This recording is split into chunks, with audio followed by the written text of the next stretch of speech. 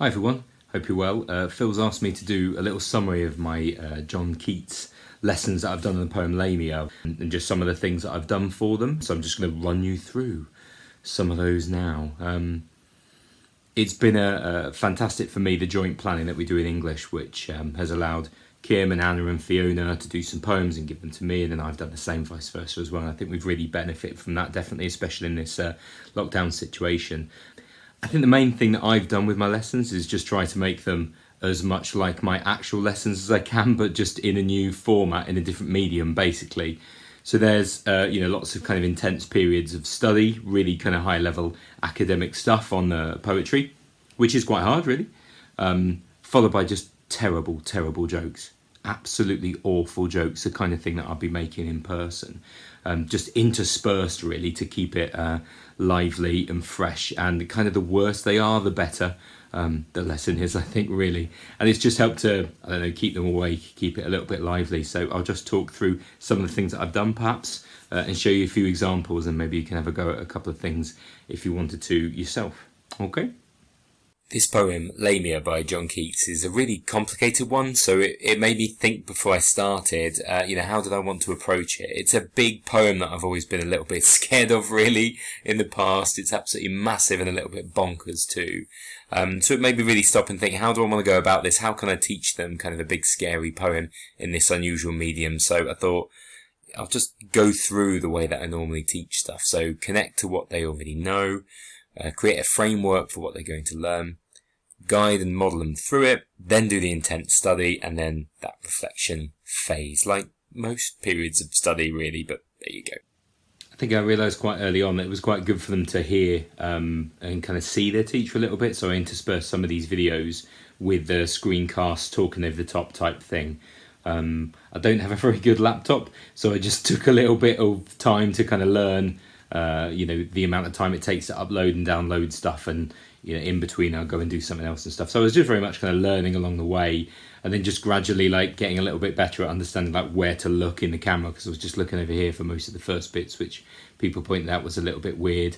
I'm not really in the kind of social media YouTube type world normally, but anyway, I got used to it really. I've started putting things like that in the background, which I've just pretended is always up in my house and things, and then gradually just done silly things with the poem as well, which has been quite fun, hopefully. A decent chunk of the lessons was, of course, an intense study of the poem with annotation, but because this is massive, it ran to probably about 3 hours of pure annotation. So, of course, I split that up a lot with lots of other tasks and bits and bobs.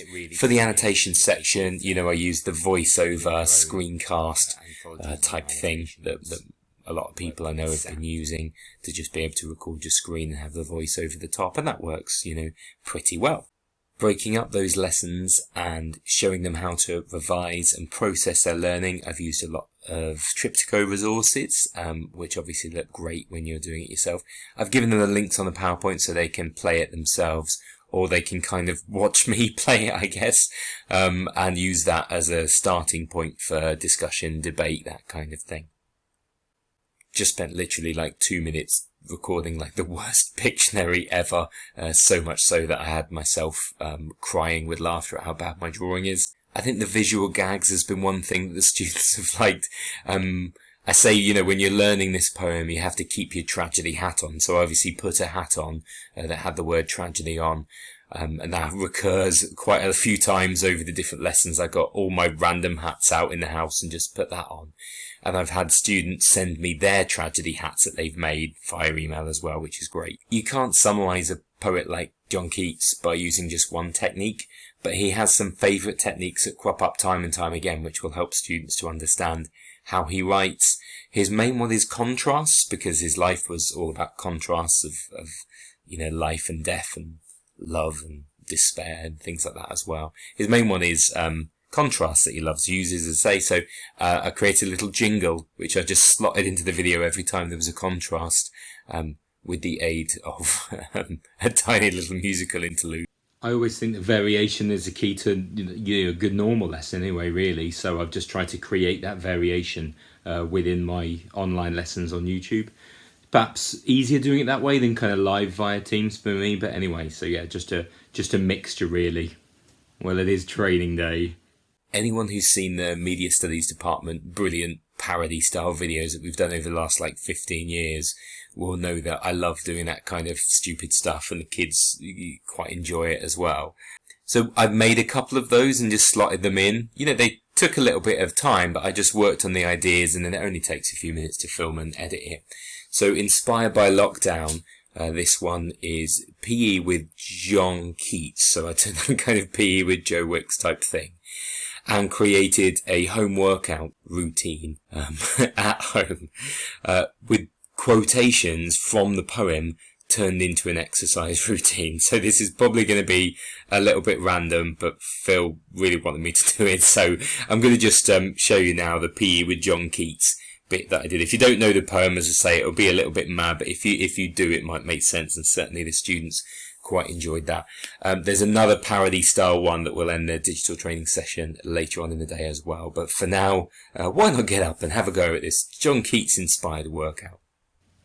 We're going live in 3, 2, 1. Hello everyone, and welcome to PE with John Keats. This is your Lamia inspired workout to get your body going, moving in a sweet body, fit for life. Get that subtle fluid in your veins going with some PE with John. Okay, so we'll start with warming up. Okay, everybody. So get your dove feet going.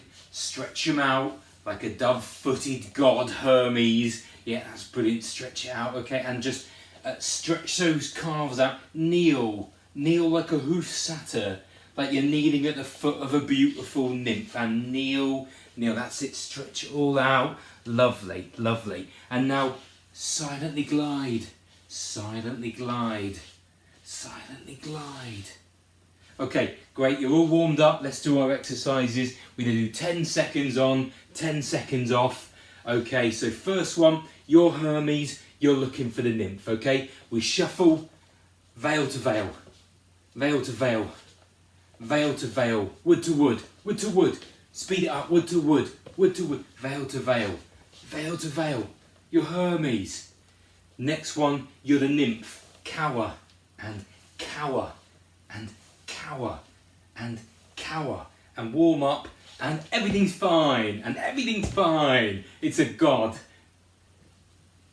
Next one, cirque cruchon, like a snake, all tightly wound, cirque cruchon, perfect.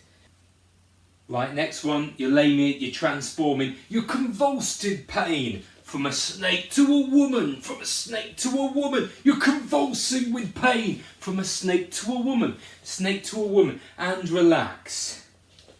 Get yourselves a drink, I'm having bubbling honey. Keep hydrated. Now next one, this is really good for your legs. Alright, you're Lamia, you're waiting for Lysias to pass. So wait for him. Spring up, there he is. Wait for him. There he is, seduce him. Wait for him, there he is. And relax. That's great, we've got any shout outs. Don't forget to hit like, subscribe, PE with John Keats. We've got any likes or nothing? Nobody. No likes. The critics didn't like me in my lifetime, so no likes. What's that one comment? Charles Brown, loving your work. Cheers, mate. Excellent. Yeah, keep it up. Very good. Any other? Is Fanny on there? No. That's fine. Hit like and subscribe, everybody. P with John. Keep it going. Right, next one. We're gonna walk to Corinth. It's a long way. All right. Walking to Corinth. Oh, we're there. Yeah. Don't question it. It's a very quick one, that one. Well done. P with Joe. See you again next time for more of a workout. Yeah. Woo!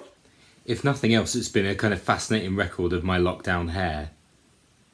Is that kind of terrible joke, really, that's just got me through. For my own amusement as much as anything else. Sometimes I just think the other teachers are my audience, but we've had some nice feedback from the students as well, I have to say. So thanks all.